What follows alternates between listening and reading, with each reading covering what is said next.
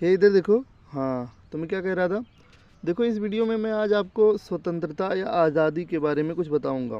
मतलब ये देश की आज़ादी या किसी राज्य की आज़ादी के बारे में नहीं, मनुष्य की आज़ादी के बारे में, जीव जंतुओं की आज़ादी के बारे में मैं आपको अपने विचारों के द्वारा कुछ बताने का प्रयास करूँगा। तो देखो, सबसे पहले जानिए कि आज़ादी का मतलब क्या होता है, स्वतंत्रता का मतलब क्या होता है। देखिए, आज़ादी का मतलब ये नहीं होता है केवल कि हमें वैसे छोड़ दिया जाए और हम कुछ भी करने को स्वतंत्र हो जाएं, कुछ भी कर लें ज़िंदगी में, इस चीज़ की परवाह न करें कि वो नकारात्मक चीज़ है या सकारात्मक चीज़ है, और इनका अन्य चीज़ों पर या अन्य मानव पर या अन्य जानवरों पर क्या प्रभाव पड़ेगा, इसकी अगर हम परवाह नहीं करते हैं, तो इस प्रकार से अगर हमें आज़ादी मिलती है तो यह आज़ादी नहीं है, बल्कि हमें बल प्रदान किया गया है, हमें ज़्यादा श्रेष्ठ बनाया गया है कि हम ऐसा कर सकें। तो आज़ादी ये तो बिल्कुल नहीं है।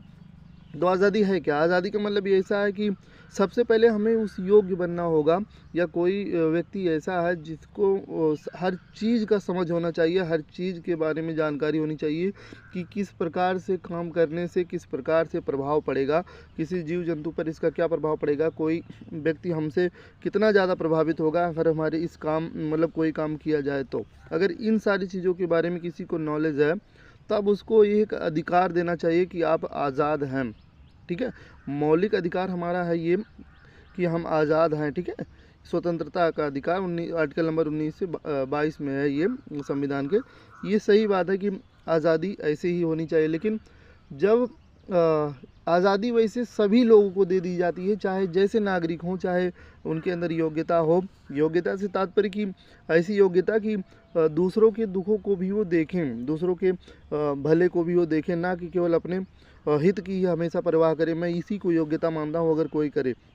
और बाकी बुद्धिमानी और चालाकी दिखाना कोई योग्यता नहीं है। ठीक है, तो ये सारी चीज़ें तो हर कोई कर सकता है, बेईमानी मक्कारी हर कोई कर सकता है, लेकिन कोई करता नहीं है, कोई ईमानदार बना रहता है। तो अगर कोई आज़ाद है लेकिन इस प्रकार से काम करता है कि उसका प्रभाव जो है, गलत प्रभाव जो है पूरे देश पर पड़ रहा है, खुद के परिवार पर पड़ रहा है, तो इस प्रकार की आज़ादी क्या है, निंदनीय आज़ादी है।